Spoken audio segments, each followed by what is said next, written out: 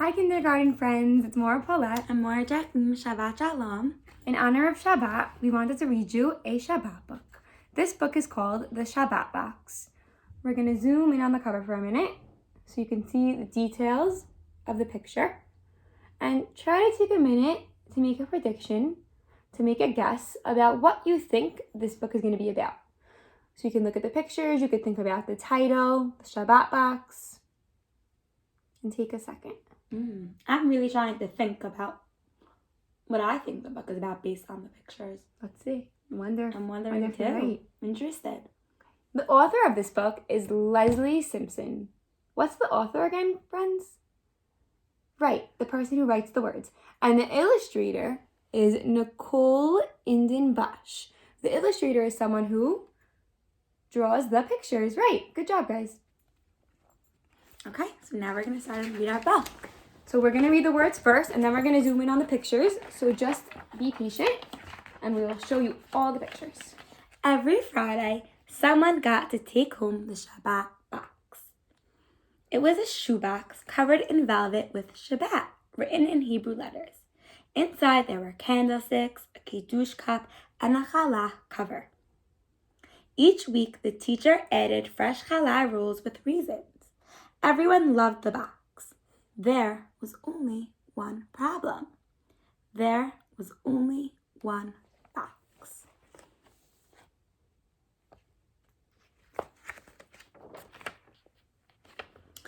And there were 14 kids in the class.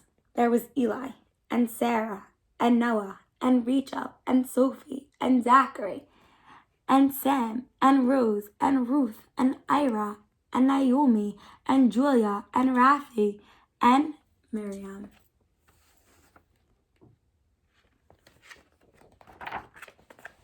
The rule was one turn per customer, and that meant Ira would have to wait until winter for his turn. How do you think that made Ira feel? How long until winter? He asked his mother. After the leaves fall off the trees and snow comes, she answered.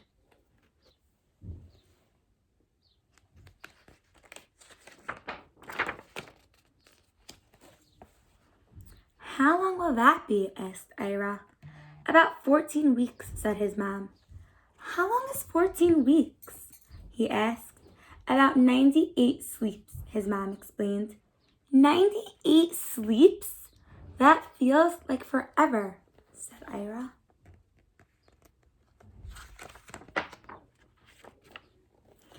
After many, many sleeps, winter arrived, and it was finally Ira's turn.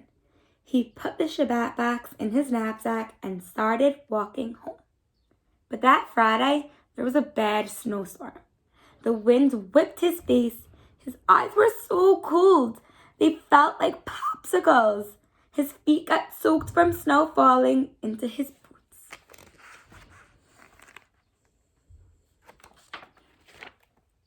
When he finally made it home, he was shivering. Inside, the air was warm. His dad was making honey chicken. There was pea soup with noodles bubbling on the stove, and he could smell chocolate cake baking in the oven. Ira took off his knapsack. In the storm, the flaps had opened, and the Shabbat box had fallen out. Take a moment. How do you think Ira felt? Probably really sad. He was so excited. I would have felt really sad in this moment also. Looking at his face, I could see that he's really also feeling so sad. His lips trembled. He began to cry. What's wrong? His dad asked. The Shabbat box is gone, he cried. What should we do? Take a minute now to think again. How can Ira be a problem solver in this moment? What can Ira do to problem solve? What should he do? What can we advise Ira? What advice can we give him? Those are really good ideas. Let's see what he does in this moment. They went outside to look for it. Their eyes stung, and they couldn't see through the blowing snow. Cars were sliding, and people were slipping on the ice. We'd better go back inside, his dad said. Oh no, they couldn't find it.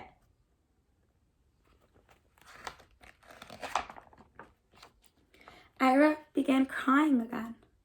There is only one Shabbat box, and I have lost it, and I am going to be in trouble. He didn't want to eat the soup, or the chicken, or even the chocolate cake. How do you think we can solve this? His mother asked. Ira thought. He thought so much, his head hurt. He felt miserable.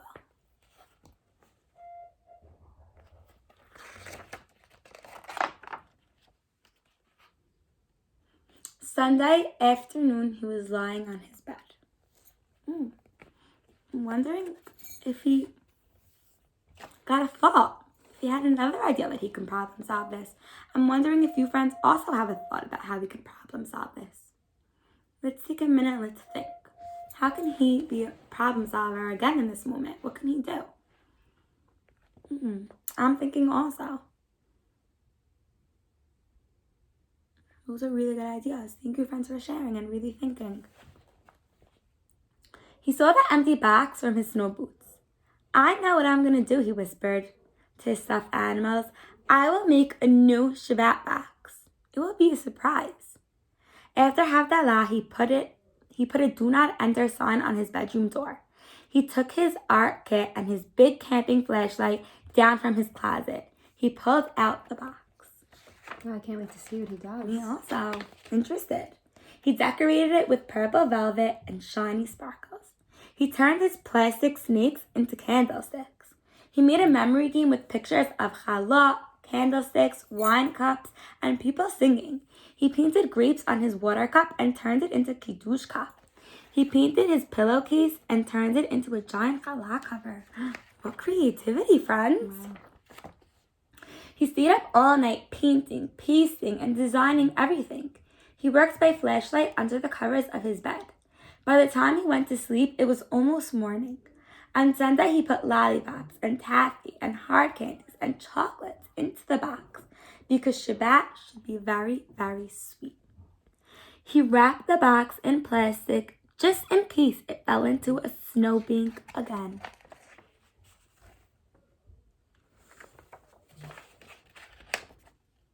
Monday was his turn for show and tell. As he unwrapped the box, the kids gathered around him. Ooh, I'm wondering what they will think. I think they're gonna love it. He told them the story of how he lost the box in the snow and how he couldn't find it. He told them how upset he was.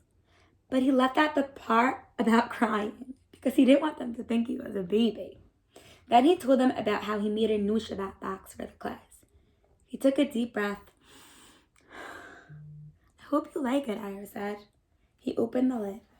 Everyone peeked inside. All the kids were jumping up and down, saying they want to take Ira's box home and eat the sweets and play the memory game and try out the cool candlesticks. I have something for show and tell too, said the teacher. But show and tell is for the kids, Rachel said.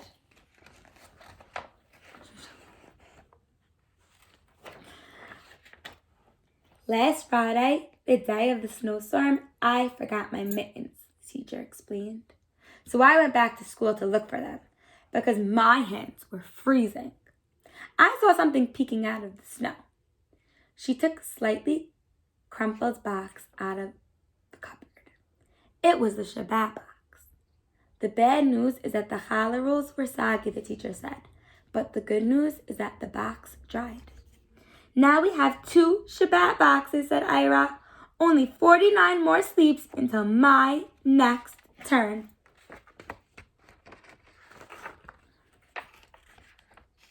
The end. Wow, Morah, Paulette, I really enjoyed this book. Me too. I really liked it. So guys, who are the characters in this story? Take a minute to think. I'm trying to think in my head of all the different ones. Right, so there was Ira, there was the teacher, there was his mother, his father, his classmates. What was the problem in the story that Ira had? Oh, there was a very big problem. Right, so he lost the Shabbat box in the snow. And Ira was a great problem solver. What was the solution to the problem that he made? Right. He decided to make his own Shabbat box out of all the materials he found in his house. And it was really creative. It was so creative. I loved how he used the snakes for candlesticks. That was so cool. Amazing. That was so cool. So we guys hope you have a Shabbat Shalom. We hope you really enjoyed it. Mm-hmm. And maybe you'll even think about creating your own Shabbat box out of the materials in your own home. That'd be so cool. And send us pictures. We would love to see. Mm-hmm. Have a great Shabbat. Have an amazing weekend. Sending you our love and our best. Shabbat Shalom. Shabbat Shalom. We'll see you soon.